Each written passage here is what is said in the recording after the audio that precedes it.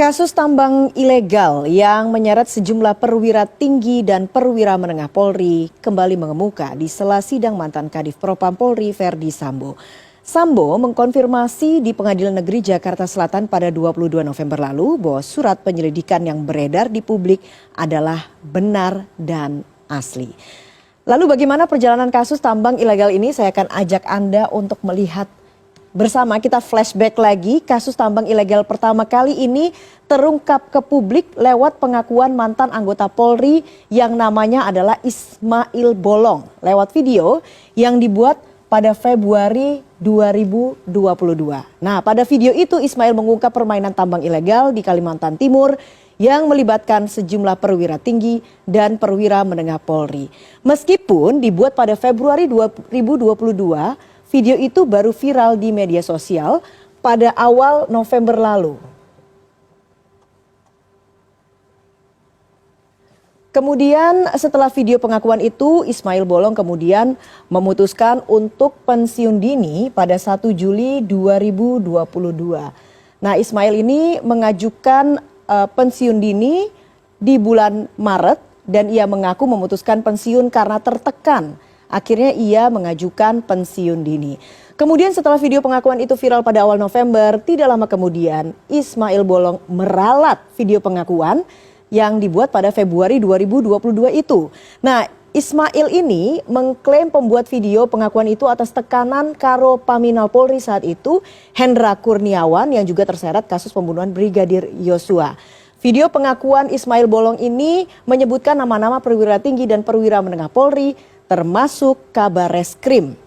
Nah, video ini kemudian disampaikan pada 5 November 2022 yang kemudian Kabar Reskrim ini dilaporkan masyarakat ke Propam Polri pada 7 November 2022. Kemudian beredar surat penyelidikan kasus tambang ilegal yang diungkap oleh Ismail Bolong ini.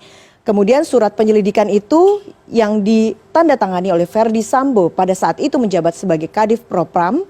Dan di sela sidang kasus pembunuhan Yosua di PN Jakarta Selatan, Sambo mengkonfirmasi bahwa ia betul menandatangani surat penyelidikan sehingga surat penyelidikan yang beredar di publik ini adalah benar.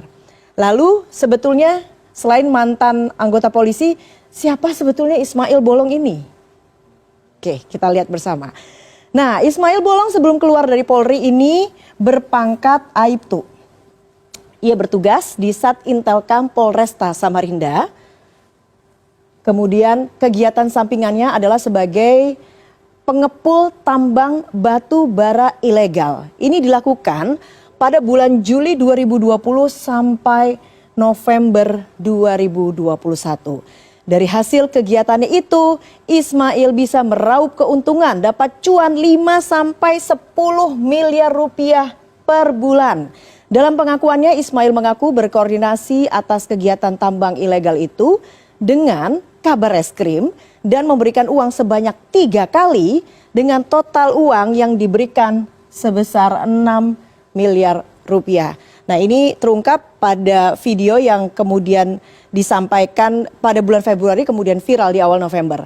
Kemudian video ini yang kemudian dibantah oleh Ismail sendiri dan di dalam video bantahan itu ia mengatakan bahwa video ini dibuat atas tekanan dari Hendra Kurniawan. Nah, meski dibantah namun beredar surat laporan hasil penyelidikan yang kemudian isinya tidak jauh berbeda dengan pengakuan Ismail Bolong. Kalau kemudian Anda lihat Hendra Kurniawan ini juga salah satu yang tersangkut dari kasus Verdi Sambo. Kemudian kita akan lihat lalu bagaimana dengan surat penyelidikan kasus tambang ilegal. Nah, dalam surat yang diteken Verdi Sambo ini kurang lebih adalah gambaran apa yang termaktub di dalam surat penyelidikan kasus tambang ilegal. Dalam surat ini diungkapkan ada beberapa perwira menengah yang kemudian menerima aliran dana dari pengusaha tambang ilegal di Kalimantan Timur. Laporannya itu disebut sebagai uang koordinasi. Nah, uang koordinasi ini dikelola oleh Satu Pintu oleh Direskrimsus atas arahan Kapolda Kaltim saat itu, Irjen Pol Heri Rudolf Nahak. Kemudian uang koordinasi ini dibagi-bagikan kepada beberapa nama yang disebut dalam laporan. Ini mulai dari jajaran Kapolda, kemudian Wakapolda, Irwasda, Dir Intelkam, Dir Polairut, dan juga beberapa Kapolres. Dan jumlahnya ini bervariasi antara 500 juta sampai 5 miliar rupiah. Ini untuk yang Kapolda, Wakapolda, Irwasda, Dir Intelkam, Dir Polairut, hingga Kapolres. Kemudian laporan itu juga menyebut uang koordinasi ini mengalir juga ke Jakarta, ke pejabat di Bareskrim Polri.